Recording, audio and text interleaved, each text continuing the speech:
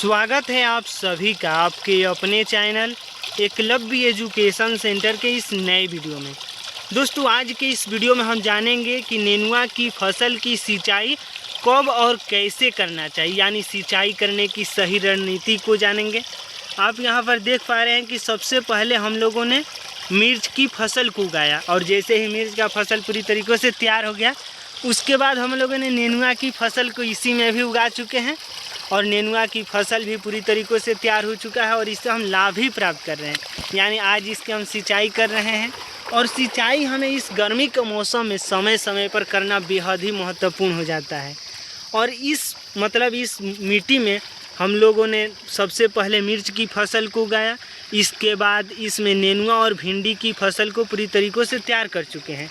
यानी एक ही ज़मीन पर हम लोगों ने मिर्च की फसल से भी लाभ प्राप्त किए, इसके साथ साथ नेनुआ और भिंडी की फसल से भी लाभ प्राप्त कर रहे हैं।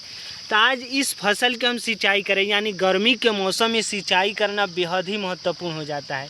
यानी सिंचाई हमें कब और कैसे करना है, इसका हम इसमें जानने का प्रयास करेंगे इस वीडियो में।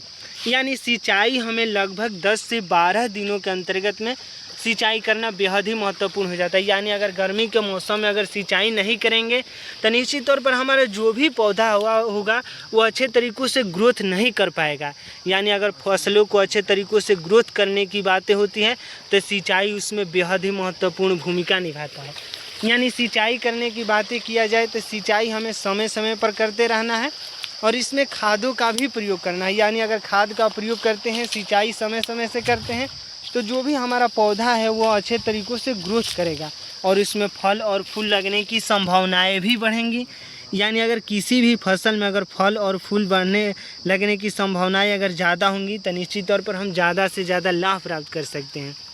यानी हमें अपने फसल में विशेष तौर पर ध्यान देना होगा सिंचाई की, यानी समय समय पर सिंचाई करना है और अच्छे तरीक़ों से अच्छे वेराइटी का चयन करना है। जैसे ही हम नेनुआ की बातें करते हैं तो नेनुआ की जब हम बीज बोते हैं तो निश्चित तौर पर हमें हाइब्रिड वेराइटी का चयन करना होगा, क्योंकि अगर हाइब्रिड वेराइटी का चयन नहीं करेंगे तो हमारा नेनुआ का पौधा अच्छे तरीक़ों से ज़्यादा पैदावार नहीं दे पाएगा।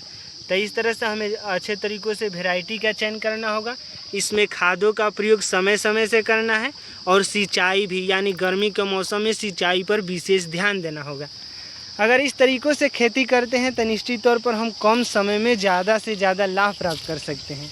यानी एक ही मिट्टी में हम ज़्यादा से ज़्यादा मिर्च भी प्राप्त कर सकते हैं, मिर्च से भी लाभ प्राप्त कर सकते हैं और इसके साथ साथ नेनुआ से भी लाभ प्राप्त कर सकते हैं। यानी नेनुआ, मिर्च, भिंडी, लगभग सभी प्रकार के इसमें हम पौधों को उगाए हैं। यानी अगर नेनुआ की बातें की जाए तो नेनुआ भी इसमें लाभ दे रहा है, इसके साथ साथ भिंडी भी दे रहा है। तो आज के इस बेहद ही महत्वपूर्ण वीडियो में बस इतना ही।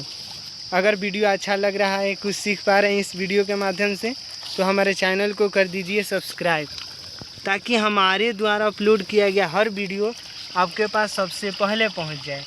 धन्यवाद, थैंक यू।